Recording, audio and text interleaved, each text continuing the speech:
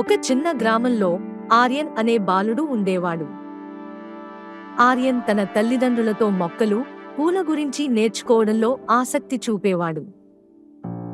ఒకరోజు అతని తల్లిదండ్రులు అతనికి ఒక చిన్న విత్తనం ఇచ్చి, ఇది ఒక మాయ విత్తనం, ఆర్యన్. దాన్ని సరిగ్గా చూసుకుంటే ఇది నీకు ఒక ముఖ్యమైన పాఠాన్ని నేర్పుతుంది అని చెప్పారు. ఆర్యన్ ఉత్సాహంగా ఆ విత్తనాన్ని మట్టిలో నాటాడు. ప్రతిరోజు దానికి నీళ్లు పోసి ఆసక్తిగా చూసేవాడు. కాని కొన్ని రోజుల్లోనే అతను అసహనంతో ఇది ఎందుకు త్వరగా పెరగడం లేదు అని నిట్టూర్పు విడిచాడు.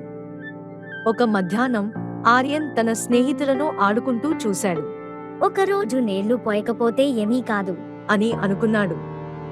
కాని ఒకరోజు 2 రోజులకు, ఆపై 3 రోజులకు మారింది, మరియు అతను విత్తనం గురించి మరిచిపోయాడు. ఒక వారానికి ఆర్యన్ తల్లిదండ్రులు పొడిగా ఉన్న మట్టి మరియు క్షీణించిన మొలకను గమనించారు. వారు ఇలా అడిగారు, ఆర్యన్, నీ మాయ విత్తనానికి ఏమైంది? తన తల్లిదండ్రుల ఎదుట ఆర్యన్ సిగ్గుపడుతూ, నేను దాన్ని పట్టించుకోలేదు. అది తనంతటే పెరుగుతుందని అనుకున్నాను అని ఒప్పుకున్నాడు. అతని తల్లిదండ్రులు నవ్వుతూ, ఆర్యన్, ఈ విత్తనం మాదిరిగానే జీవితంలో ప్రతిదీ జాగ్రత్తగా చూసుకోవాలి.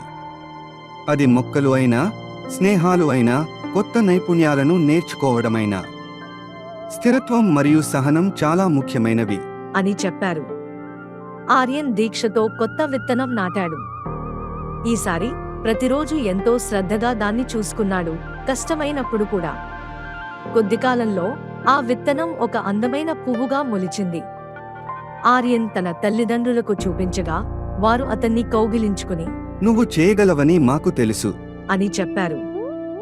సహనం మరియు స్థిరమైన ప్రయత్నం ఎదుగుదల మరియు విజయానికి దారి చూపిస్తాయి.